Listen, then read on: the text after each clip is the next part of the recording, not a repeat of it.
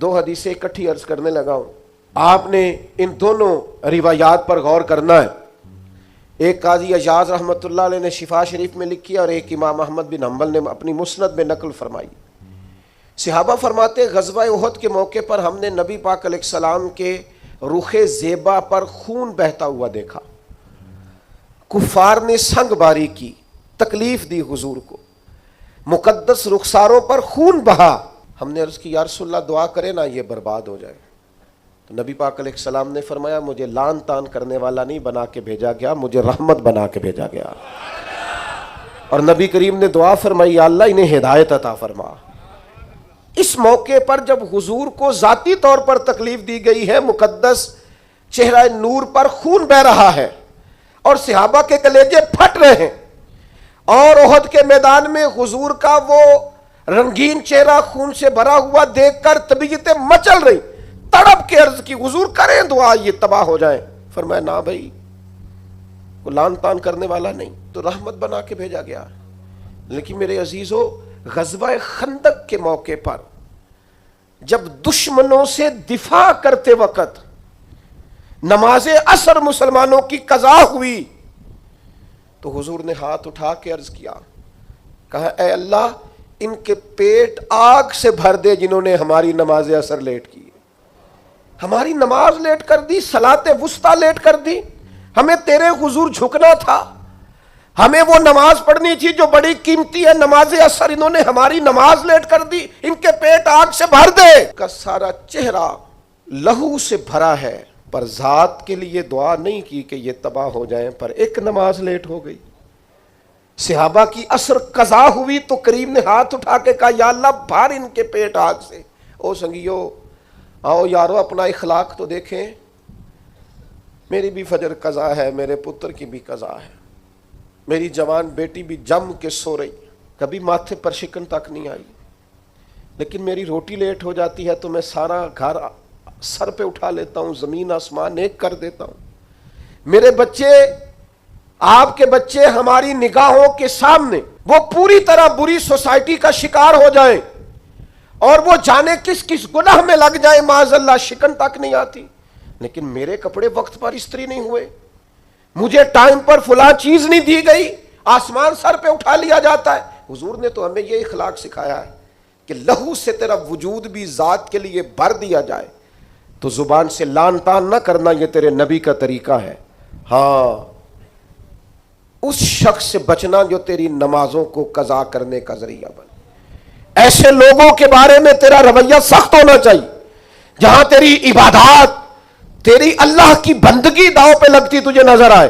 خدا را دین کا مزاج تو سمجھیں، ہم کس طرف چلے۔ اور پھر یہاں میں بڑی ذمہ داری سے یہ بات بھی عرض کر دوں، حضور راضی نہیں ہے اس بندے سے جو میلاد کی جھنڈیاں لگائے اور نماز چھوڑ دے، جو جلسہ وقت پہ کرائے، محفل کے لیے صبح شام ایک کر دے اور نماز کے معاملے میں سستی کرے۔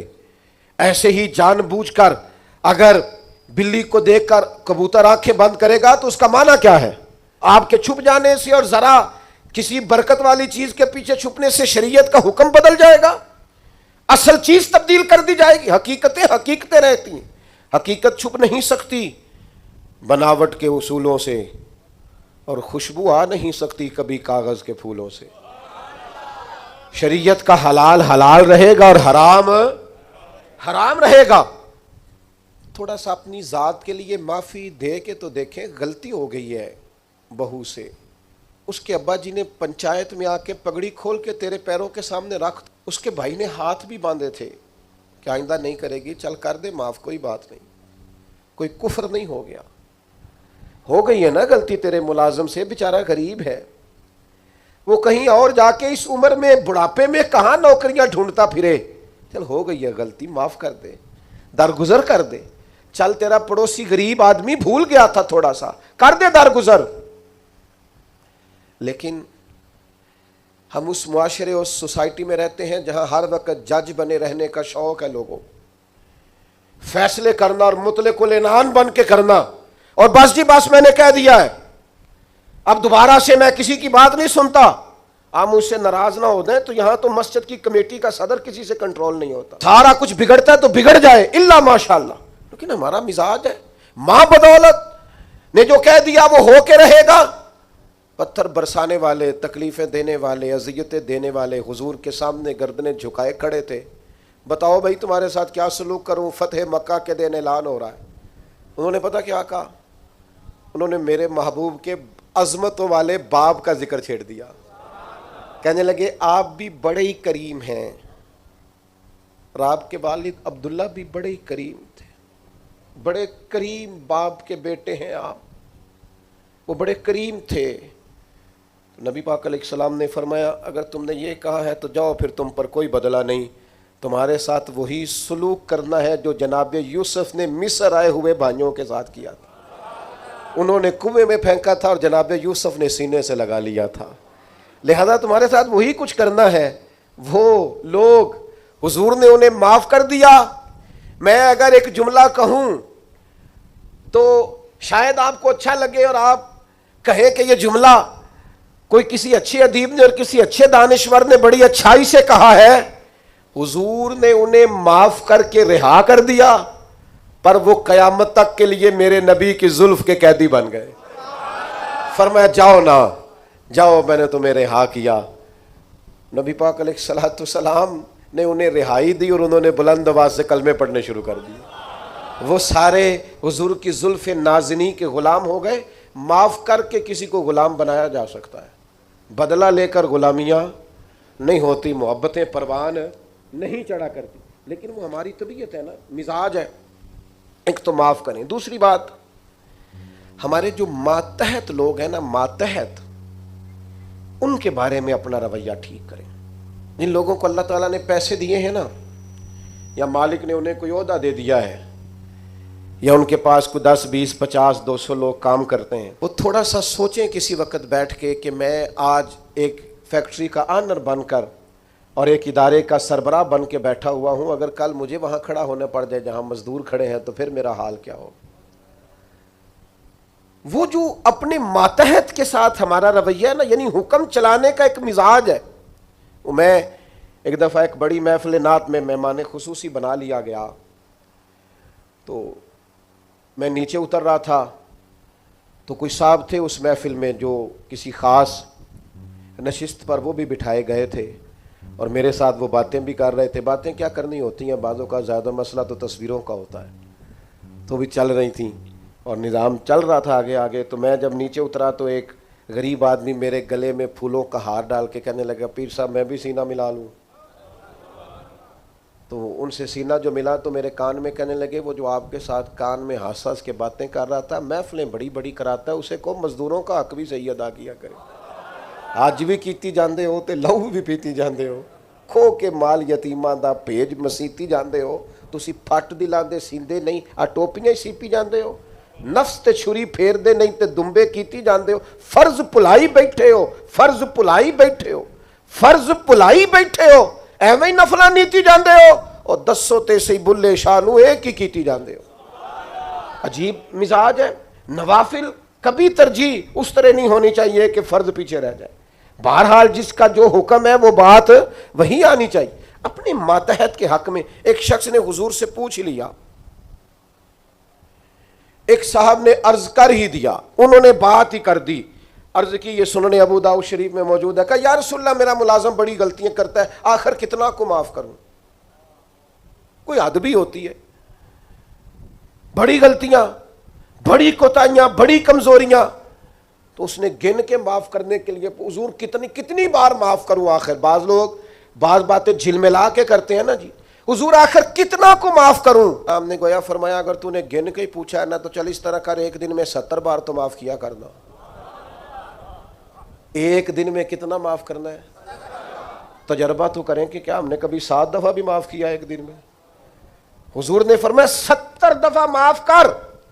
اور ایک شخص کو تو نبی کریم نے ان لفظوں سے تنبیہ فرمائی، فرمایا تیرے غلام پر جتنا تجھے حق حاصل ہے نا تیرے اختیار میں، تیرے رب کو اس سے کئی گنا بڑھ کے تیرے اوپر اختیار ہے.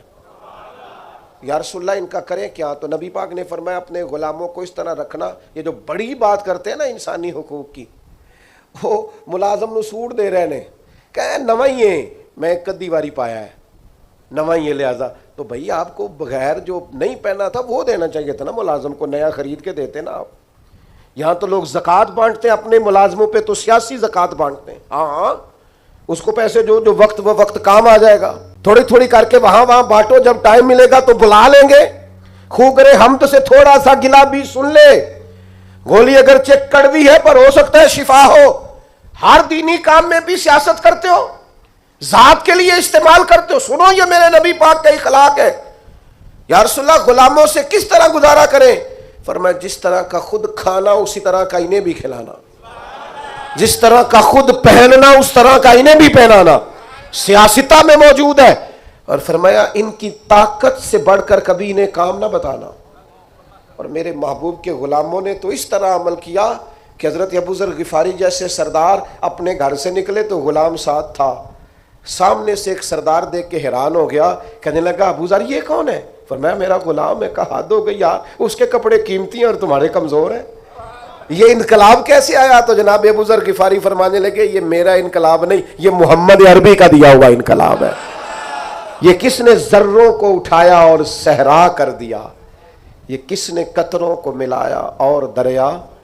غالباً ایک غیر مسلم کے شعر ہیں. یہ کہتا ہے یہ کس نے قطروں کو ملایا اور دریا کر دیا، کس نے ذروں کو اٹھایا اور صحرا کر دیا.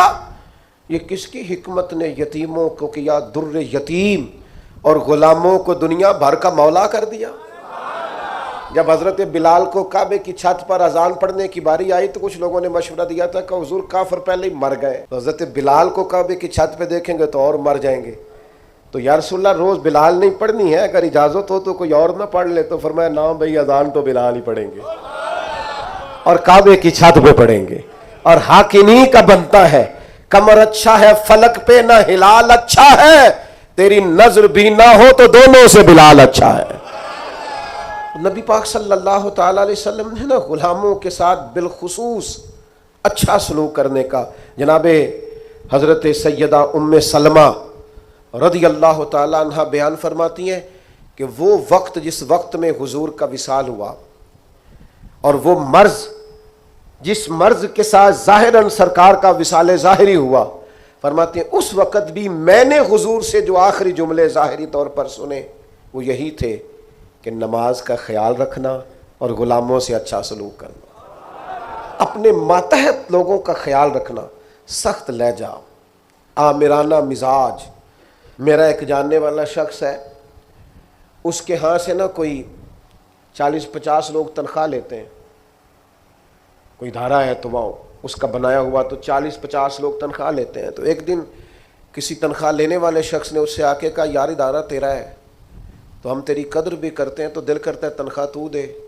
تو اس بندے نے رونا شروع کر دیا، کہنے لگا غریب ماں کا بیٹا ہوں اور کسان باپ کا بیٹا ہوں، کسی کو تنخواہ دیتے ڈر بڑا لگتا ہے.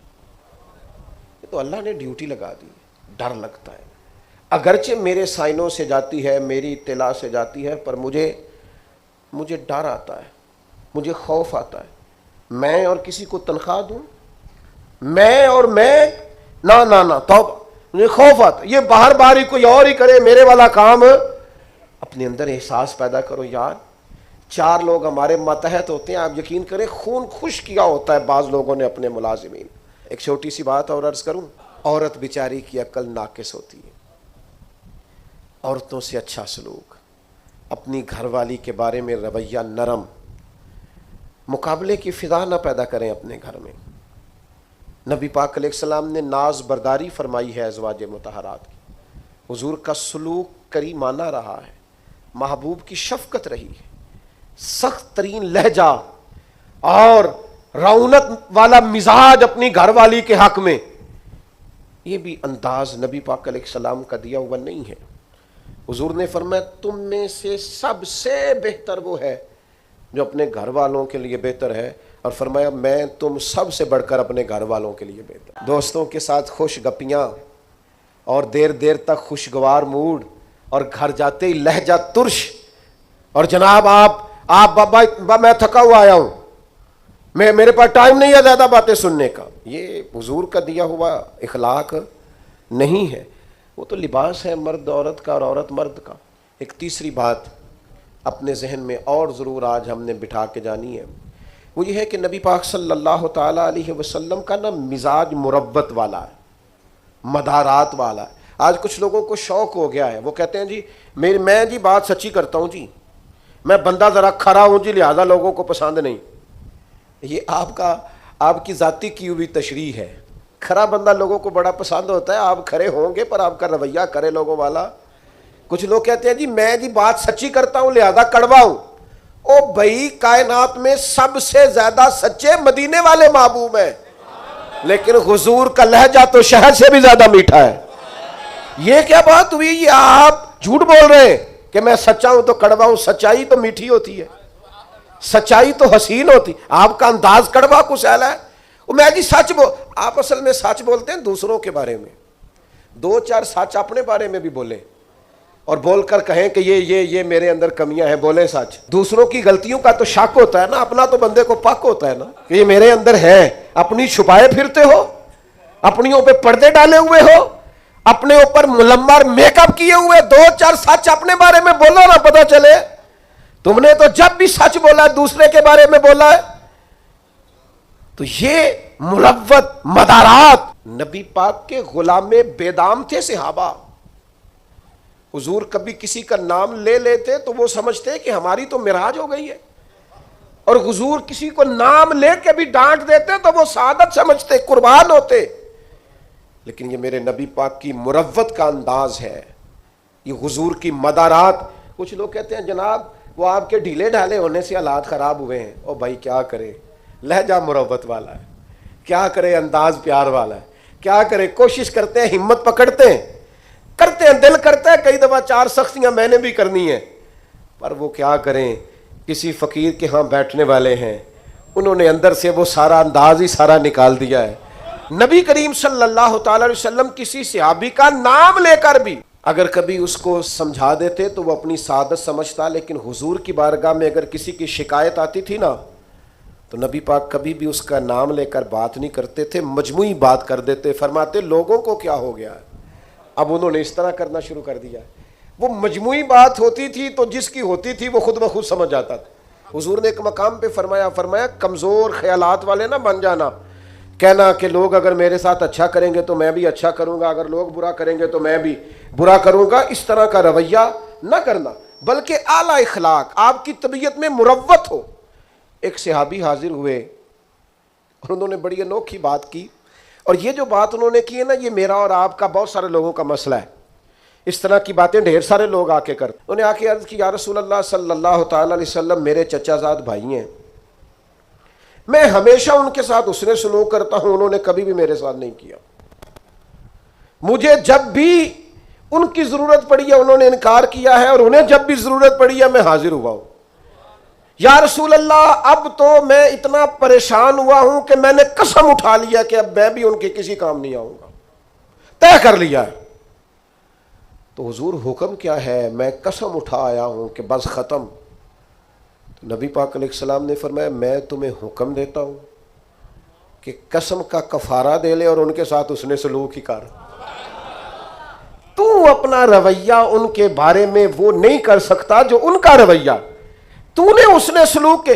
اور یار یہ کوئی کمال ہے کہ اچھے کے ساتھ اچھا ہوں اور برے کے ساتھ برا ہوں۔ اچھا ایک اور بات آج کل نوجوان بڑی وہ جی مجھ سے غلط بات برداشت نہیں ہوتی، صحیح بات کو بھی برداشت کرنا پڑتا ہے،